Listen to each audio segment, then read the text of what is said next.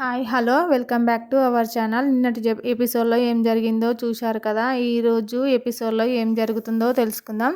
కొత్తగా నా ఛానల్ని ఎవరైనా చూసినట్టయితే సబ్స్క్రైబ్ చేయండి, ప్లీజ్ లైక్ చేయండి.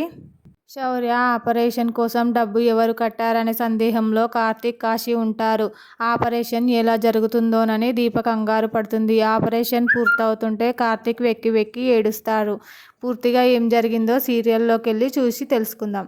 శౌర్య ఆపరేషన్కు డబ్బు ఎవరు కట్టారని కార్తీక్ ఆలోచిస్తూ ఉంటాడు. కాశీని అడుగుతాడు, నువ్వు కూడా కట్టకపోతే ఎవరు కట్టి ఉంటారని అంటాడు. వాళ్ళిద్దరూ మాట్లాడుకుంటున్న కావేరి డబ్బులు కట్టిందనే విషయాన్ని దీప చెప్పదు. మామయ్య శ్రీధర్ కట్టాడేమోనని కాశీ అంటాడు. మా నాన్న అంత సీక్రెట్గా సాయం చేసే మనిషా కాదు కదా. దానం చేసినా సాయం చేసినా తన చుట్టూ 10 మందికి తెలియాలనుకుంటాడు ఆయన సాయం కూడా నా కూతురికి అవసరం లేదు అని కార్తీక్ అంటాడు. తన తండ్రి శ్రీధర్ సాయం చేయడానికి నానా మాటలు అంటాడని కార్తీక్ అంటాడు. తండ్రి విషయంలో ఇలా ఉన్నారంటే మనకు సాయం చేసింది మీ పిన్ని అని తెలిస్తే అసలు ఒప్పుకోరు అని మనసులో అనుకుంటుంది దీప. అక్క నీకేమైనా తెలుసా అని దీపను కాశీ అడుగుతాడు. ఇంతలో తనకు తెలుస్తుంది. కాశీ శౌర్యకు ఆపరేషన్ జరుగుతుందో తెలియక మీ అక్క రాత్రి నుంచి ఏడుస్తోంది అని కార్తీక్ అంటాడు. ఏ దేవుడు కాపాడాడో దేవర కరుణించిందో అని ఆగిపోతుంది అనుకున్న ఆఖరి క్షణాల్లో ఊపిరి పోశాడు అని చెప్తాడు కార్తీక్. శౌర్యకు ఆపరేషన్ జరుగుతూ ఉంటుంది. ఇంతలో ఆపరేషన్ చేసినా కూడా తన కూతురు పోయిందంటూ ఓ మహిళ గట్టిగా ఏడుస్తుంది. దీంతో దీప కంగారు పడుతుంది. ఆపరేషన్ చేస్తే బతుకుతారు కదా అని కార్తీక్ను అడుగుతుంది. అది వేరే సమస్య అయి ఉంటుంది, నువ్వు కంగారు పడకు అని దీపకు సర్ది చెప్తాడు కార్తీక్. లోపల శౌర్యకు ఎలా ఉందో అంటూ దీప టెన్షన్తో ఏడుస్తుంది. కార్తీక్ సంధాయిస్తాడు. ముత్యాలమ్మ తల్లి, నా కూతుర్ని బతకాలని దీప నమస్కరిస్తుంది. కాసేపటి తర్వాత డాక్టర్ బయటికి వస్తాడు. డాక్టర్ మా పాపకి ఎలా ఉందని దీప అడుగుతుంది. ఆపరేషన్ సక్సెస్ఫుల్గా కంప్లీట్ అయ్యింది అని డాక్టర్ చెప్తాడు. దీంతో దీప సంతోషంతో ఏడుస్తుంది. ఇప్పటికైనా నమ్ముతావా మన శౌర్యకు ఏం కాదని కార్తీక్ అంటాడు. డాక్టర్ చేతులు పట్టుకొని థ్యాంక్స్ చెప్తాడు. మా పాప ప్రాణాలను కాపాడాడు అంటూ పాపను చూడొచ్చా అని దీప అంటే వేరే రూమ్లోకి మార్చి స్పృహలోకి వచ్చాక చూడొచ్చంటాడు డాక్టర్. శౌర్య ఇప్పుడు పూర్తిగా బాగుందని చెప్తాడు. ఏ ప్రమాదం లేదంటాడు. టైంకు డబ్బులు కట్టకపోతే ఆపరేషన్ జరిగేది కాదు, మీ పాపను మీరే కాపాడుకున్నారని డాక్టర్ చెప్తాడు. మిమ్మల్ని చూస్తుంటే రాత్రి నుంచి నాకు ఏమీ తిన్నట్టు లేరని డాక్టర్ అంటాడు. డాక్టర్ చెప్పారు కదా, ఇంకా నా మేనకోడలికి ఏం కాదక్క అని సంతోషంగా అంటాడు కావేరి కోసం తెలిసిన వాళ్ళందరికీ కాల్ చేసి అసలు ఎక్కడికి వెళ్ళింది, ఏమైంది అని ఆలోచిస్తుంటాడు శ్రీధర్.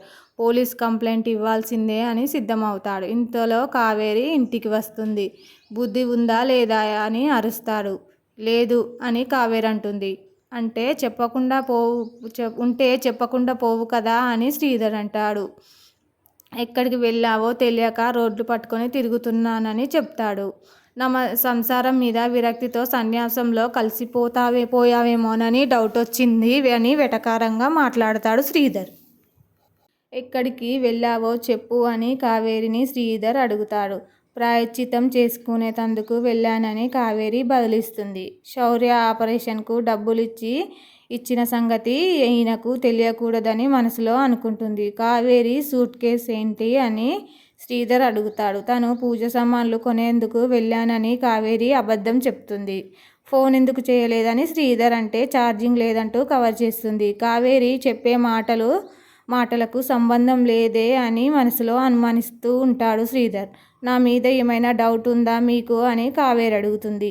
లేదులే, ముందు నీ కూతురు కాల్ చేసి నువ్వు చేసిన నిర్వాకం గురించి చెప్పు అని శ్రీధర్ అంటాడు. వచ్చానని చెప్పు అని చెప్తాడు. కావేరి చెప్పింది నిజం కాదనిపిస్తుంది అని మనసులో అనుకుంటాడు శ్రీధర్. కార్తీక్ అంటాడు. ఆ దీప కార్తీక్ అనుకుంటారు ఆపరేషన్ ఎలా జరుగుతుందో అని. నా గుండె ఆగి ఆగి కొట్టుకుంది అని వాళ్ళు అనుకుంటూ ఉంటారు. ఆపరేషన్ డబ్బు లేదనే బాధ తప్ప ఇప్పటి వరకు ఆకలి గుర్తు రాలేదని దీప అంటుంది. ఇప్పటి వరకు బాధతో కడుపు నిండిపోతే ఇప్పుడు శౌర్యకు ఏమి కాదనే సంతోషంతో కడుపు నిండిపోయింది అని చెప్తుంది. తిను అంటూ దీప చేతికి ఇడ్లీని అందిస్తాడు కార్తీక్. రాత్రి నుంచి గుండె ఆగి ఆగి కొట్టుకుంటుంది కార్తీక్ బాబు అని అంటుంది. ఆపరేషన్ జరగకపోతే శౌర్య ఏమవుతుందోననే భయం, ఎవరైనా సాయం చేయకపోతారా అనే ఆశ. మీ ఫోన్ చేస్తూనే ఉన్నాను, ఎవరు సాయం చేయలేమని అన్నారు శౌర్యకు. ఏమీ కాదని మీతో అనేందుకు కూడా ధైర్యం సరిపోలేదు నాకు.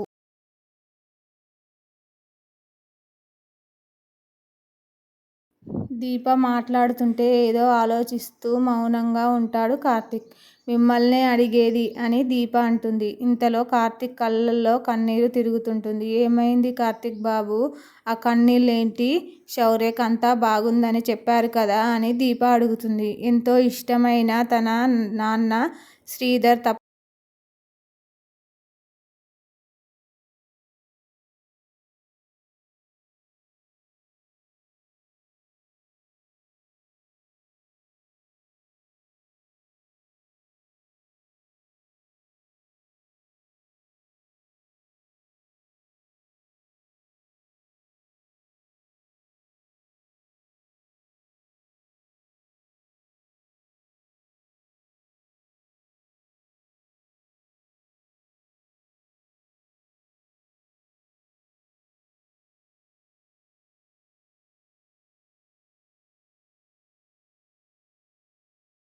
నీ మెడలో తాళి కట్టి పెళ్లి చేసుకున్నాను అని కార్తీక్ అంటాడు. నాన్న అని శౌర్య మొదటిసారి పిలిచినప్పుడు దాన్ని కళ్ళల్లో ఓ మెరుపు చూశాను అని కార్తీక్ అంటాడు. అది బతుకుతుందని అప్పుడే తనకు నమ్మకం వచ్చిందని చెప్తాడు. ఆస్పత్రిలో డబ్బు కట్టడానికి డబ్బు లేదు. ఏం చేయాలో అర్థం కాలేదు. నీకు జ్యోత్స్న వల్ల నిజం తెలిసింది. ఈ పాపను కాపాడతానని మాట ఇచ్చా. నాకు నిన్న రాత్రే అర్థమైంది. మాటను కాపాడుకోలేకపోతున్నా.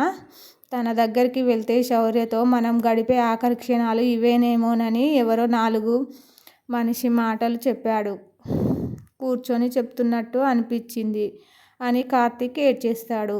ఆ తర్వాత తనకు ఏం అర్థం కాలేదని ఏదేదో చేశానని అన్నాడు. నా కూతుర్ని కాపాడు భగవంతుడా అని గట్టిగా అరవాలనిపించింది అని కార్తీక్ దీపక్ చెప్తూ ఉంటాడు. శౌర్యని ఆస్పత్రి నుంచి తీసుకెళ్దామని నువ్వు అన్నప్పుడు నేను నాన్నగా చచ్చిపోయాను దీప అని కార్తీక్ ఏడుస్తుంటాడు. అప్పుడు ఆ దీప కూడా కన్నీరు పెడుతుంది. దాన్ని తీసుకెళ్లడం అంటే అర్థమేంటి? శౌర్య చావును మనము ఒప్పుకున్న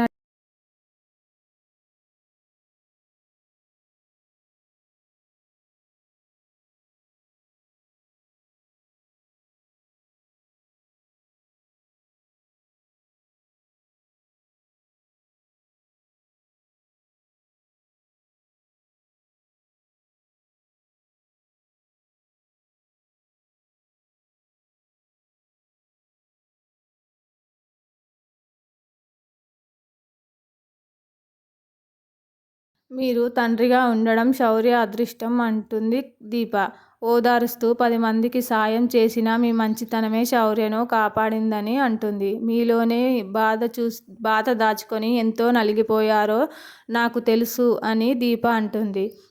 డాక్టర్ను మీరు బతిమాలినప్పుడు నేను అంతే నలిగిపోయానని చెప్తుంది. మీరే గెలిచారు కార్తీక్ బాబు, మీరిచ్చిన మాటలను నిలబెట్టుకున్నారని అంటుంది. శౌర్య మీ కూతురే, తర్వాతే నేను అని అంటుంది దీప. శౌర్య మన కూతురు మనిద్దరి శౌర్య కావాలి అని శౌర్యకు మనిద్దరం కావాలని కార్తీక్ చెప్తాడు. శౌర్య స్పృహలోకి వచ్చిందని చూడొచ్చని నర్సు వచ్చి చెప్తుంది. దీంతో బెడ్ పై ఉన్న శౌర్య దగ్గరికి దీప కార్తీక్ వస్తాడు. ఇంతలో శౌర్య కళ్ళు తెరుస్తుంది. దీప కార్తీక్ ఆనందంగా చూస్తారు. ఇంతటితో కార్తీక దీపం రేపటి ఎపిసోడ్లో ఏం జరుగుతుందో తెలుసుకుందాం. మరిన్ని అప్కమింగ్ ఎపిసోడ్ చూడడం కోసం ఛానల్ని సబ్స్క్రైబ్ చేసుకోండి, లైక్ చేయండి, ప్లీజ్ సపోర్ట్ చేయండి.